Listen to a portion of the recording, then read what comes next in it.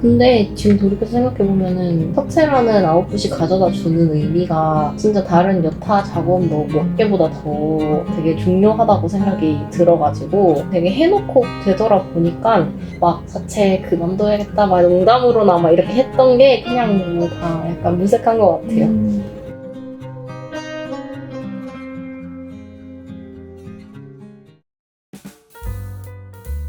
디자이너 하영원의 2023년은 어떨까요? 2023년이 전환점이 될 수도 있을 것 같네. 일단 한글 디자인만 해왔다가 라틴이라는 소재로 내년에는 작업을 하게 되니까 거기서 되게 많은 인사이트를 얻을 것 같고 앞으로 그래서 라틴 작업을 좀 더 자신감 있게 할 수 있는 그런 계기가 될 것 같고 한편으로는 한글 작업에 좋은 영향도 받을 수 있을 것 같아요. 지금 생각하기로는 어쨌든 라틴이라는 게 접근성이 더 좋고 프로젝트 호흡도 빠르고 그런 장점들이 있지만 한국 사람으로서 한글 디자인을 할 줄 안다는 게 굉장히 큰 경쟁력이기 때문에 그거를 놓지는 않을 것 같아요. 그래서 한글 디자인을 계속 할 것 같고 근데 이제 어느 만큼의 비중으로 이거를 갖고 갈지는 저의 커리어도 많이 열려있기 때문에 잘 모르겠어요. 분명한 거는 한글 서체 앞으로도 몇 종 더 만들 것 같아요. 그럼 여가랑 이 일이랑 딱 분리가 되시는 스타일이신가요? 저는 완전히 서체 만드는 거는 여가라고 생각을 하는데 근데 이게 가능한 거는 서체 디자인이 제 지금 업이 아니라서 그런 것 같아요. 한글 디자인이 내 본업이 될 수 있을까? 지금은 좀 그렇게 생각하는 것 같아요. 서체 디자인 물론 계속 할 것 같고 근데 개인 작업으로 할 수도 있겠다 이런 생각이 들긴 해요 지금. 한글 디자인 외에도 너무너무 재밌는 게 많고 저는 협업하는 것도 좋아하는데 최근에 조금 생각한 게 서체를 공개한다는 거는 약간 선언적인 행위인 것 같아요. 제가 이런 거 만들었어요. 약간 이런 느낌인데 저는 설득하고 이렇게 상호작용해가지고 코업해서 더 큰 아웃풋으로 만드는 이런 활동을 되게 좋아하거든요. 그런 거는 서체 디자인만 해서는 그런 프로젝트를 하기는 어려울 수도 있을 것 같고 그런 거는 오히려 브랜딩에 더 가까운 것 같아요. 근데 이러다가 또 생각도 바뀔 수도 있고 생각이 엄청 많이 바뀌고 있습니다. 5년간 많이 바뀌었고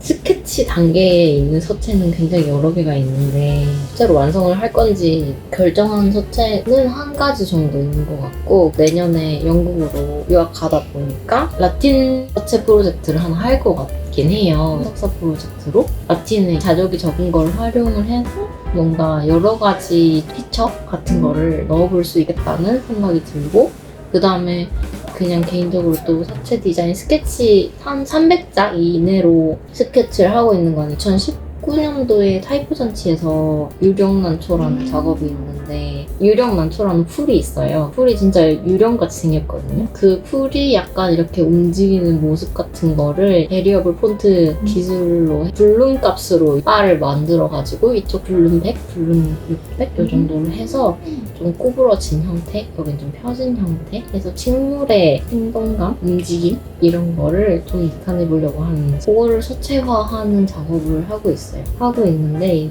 왠지 영국에서 좀 여러 레퍼런스를 보고 지금의 300자 해놓은 거에서 또 형태가 달라질 수는 있겠다는 생각은 들어요.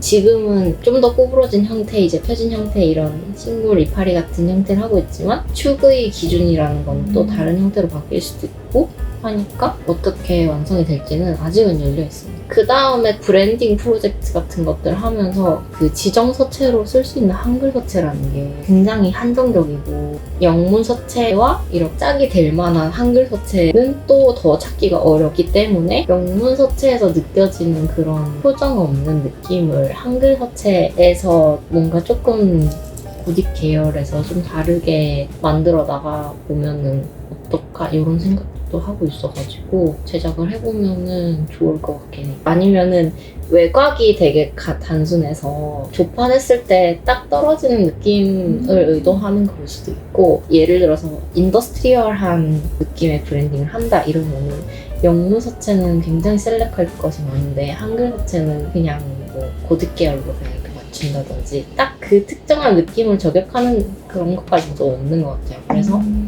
어떤 그 톤앤모드를 가진 브랜드를 위한 서체다 이렇게 좀 구체적으로 상상을 하고 만들어 볼 수 있지 않을까. 브랜딩을 하면서 좀 느낀 게 서체 디자인 하는 것도 좀 더 브랜딩 하는 것처럼 컨셉을 잡을 때 구체적으로 접근을 하면은 서체의 색깔이라든지 이미지라든지 그런 백그라운드를 구체적으로 가지게 될 수 있겠구나 이런 생각이 들어요. 그런 기획이 엄청 중요한 것 같아요.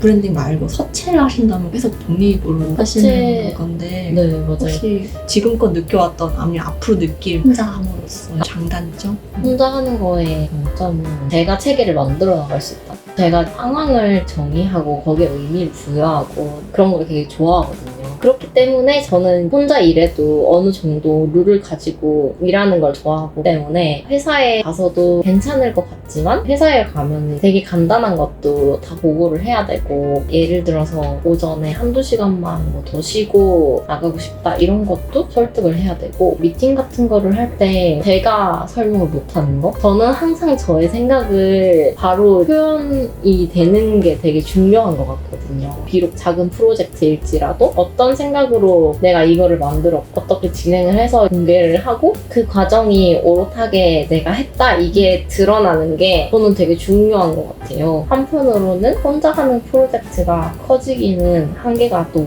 있기 때문에 그런 장단점이 있는 것 같아요. 회사에 가면은 큰 포트폴리오를 만들 수 있고 여러 명의 사람들이랑 좀 협업해가지고 더 큰 시너지를 만들어낼 수 있는 건 또 분명히 있거든요. 그래서 조금 더 큰 기업에 가보고 싶다는 생각은 있고 둘 다 좋은 것 같은데 그렇게 협업을 해서 제 크레딧이 잘 안 드러날 거면 진짜 프로젝트가 크고 멋있어야 되는 거죠.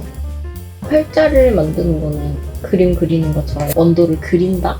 이 작업도 있지만 확실히 프로그래밍화 하는 게 있잖아요. 근데 그거를 그런 노하우라든지 그런 거를 좀 알기 어려운 환경이다 보니까 그런 게 좀 비효율적이다? 이런 생각은 들었지. 진짜 어려서 제가 그래픽이나 브랜딩으로 갔었던 것도 서체 하다 보면은 프로젝트 호흡이 너무 길다 보니까 한숨이 나올 수밖에 없는 것 같아요. 근데 지금 돌이켜서 생각해보면은 서체라는 아웃풋이 가져다 주는 의미가 진짜 다른 여타 작업 몇 개보다 더 되게 중요하다고 생각이 들어가지고 되게 해놓고 되돌아 보니까 막 서체 그만둬야겠다 막 농담으로나 막 이렇게 했던 게 그냥 뭐 다 약간 무색한 것 같아요.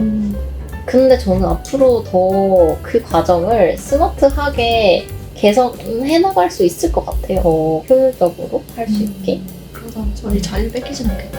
AI에게 아트 디렉터는 항상 필요하니까 괜찮을 것 같습니다.